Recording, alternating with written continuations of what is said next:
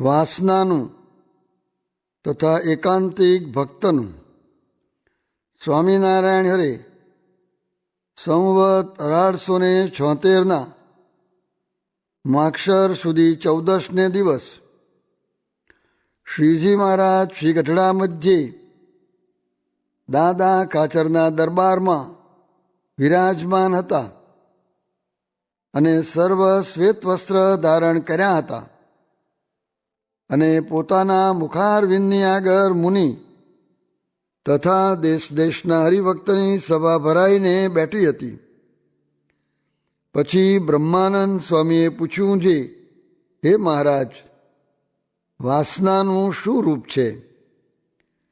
ત્યારે શ્રીજી મહારાજ બોલ્યા છે, પૂર્વે જે વિષય ભોગવ્યા હોય ને દીઠા હોય અને સાંભળ્યા હોય તેની જે અંતઃકરણને વિશે ઈચ્છા વર્તે તેને વાસના કહીએ, અને વળી જે વિષય ભોગવ્યામાં ના આવ્યા હોય તેની જે અંતઃકરણને વિશે ઈચ્છા વર્તે તેને પણ વાસના કહીએ. ત્યારે મુક્તાનંદ સ્વામીએ પૂછ્યું છે, હે મહારાજ, ભગવાનનો એકાંતિક ભક્ત કેને કહીએ? ત્યારે શ્રીજી મહારાજ બોલ્યા છે, જેને ભગવાન વિના બીજી કોઈ વાસના ન હોય અને પોતાને બ્રહ્મરૂપ માનીને ભગવાનની ભક્તિ કરતો હોય તે એકાંતિક ભક્ત કહેવાય. ઇતિ વચનામૃતમ. એવી રીતે ગઢડા પ્રથમ પ્રકરણનું 11મું વચનામૃત જે તે થયું. બીજા દોષને મહારાજ ગણતા નથી, પણ ચારના દ્રોહને ગણે છે. એક ભગવાન, બીજા આચાર્ય, ત્રીજા સાધુ ને ચોથા સત્સંગી. માટે ચારનો દ્રોહ ન કરવો. સ્વામિનારાયણ સ્વામીએ વાત કરી છે, કલ્યાણનો ખપ કેવો રાખ્યો જોઈએ. જે 69 કાળમાં ભીમનાથમાં રાકા માગવા આવતા ને કરગરતા ને તેને ધક્કા મારે પણ જાય નહીં એવો ખપ રાખવો. સ્વામિનારાયણ સ્વામીએ વાત કરી છે, ભગવાનમાં મન રાખે એવા થોડા, બાકી તો આખા મંદિરનો વ્યવહાર ચલાવે એવા પણ ખરા. ને કદાપી ભગવાનમાં મન ન રહે તો પણ નિરંતર કથા વાર્તા કરવી ને તે કથા વાર્તામાં મન રાખવું, તે પણ નિરંતર એવો સંગ જોઈએ. નીકળતો એવું ન થાય તે સારું ક્રિયા પ્રવર્તાવી છે. તે જે કરે તેમાં ભગવાનનો સંબંધ એ પણ માર્ગ છે. બાકી સિદ્ધાંત તો ભગવાનમાં મન રાખવું એ કરવાનું છે. તે તો મરણીયો થાય ત્યારે એ વાત થાય છે. સ્વામિનારાયણ હરે સ્વામીએ વાત કરી છે, ભજન કરતાં કરતાં ક્રિયા કરીએ તો અંતરમાં ટાળું રહે ને અંતરમાં ટાળું જોઈને મોટા સાધુ રાજી થાય ને જેની ઉપર મોટા સાધુ રાજી થાય તેનો જીવ સુખ્યો થઈ જાય ને જેનું અંતર ધગતું હોય તેને દેખીને શું રાજી થાય. ત્યારે કહ્યું છે, ભગવાનને સાધુ તો બહુ રાજી થયા. ત્યારે સ્વામી બોલ્યા છે, જો મહારાજ રાજી ન થયા હોય તો આવો જોગ ક્યાંથી થાય? તે મહારાજે પોતે કહ્યું છે જે મારો રાજીપો થાય તેને બુદ્ધિયોગ આપું છું, કાં રૂડા સાધુનો સંગ આપું છું. તે બુદ્ધિયોગ તે શું? તો બુદ્ધિને વિશે એવું જ્ઞાન જે ભગવાન રાજી થાય. ત્યારે પૂછ્યું છે, ભગવાન નિરંતર રાજી કેમ રહે? પછી સ્વામી બોલ્યા છે, ભગવાનને નિરંતર રાજી રાખવા હોય તેને ભગવાનની આજ્ઞા લોપવી નહીં, અને આપણને ભગવાનનું સ્વરૂપ મળ્યું છે તે વિના બીજે સુખ ઈચ્છવું નહીં.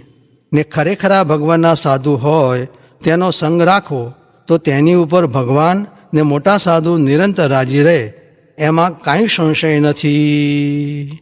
સ્વામિનારાયણ હરે સ્વામીએ વાત કરી છે, ભજન કરતાં કરતાં દેહ સૂઈ જાય ને ઇન્દ્રિયો વિરામ પામી જાય ને જાગીએ ત્યારે ભજન થાય છે એમ ખબર પડે. સ્વામિનારાયણ હરે સ્વામીએ વાત કરી છે, વાતો કરવાથી માખીમાંથી સૂર્ય થાય ને સૂર્યમાંથી માખી થાય.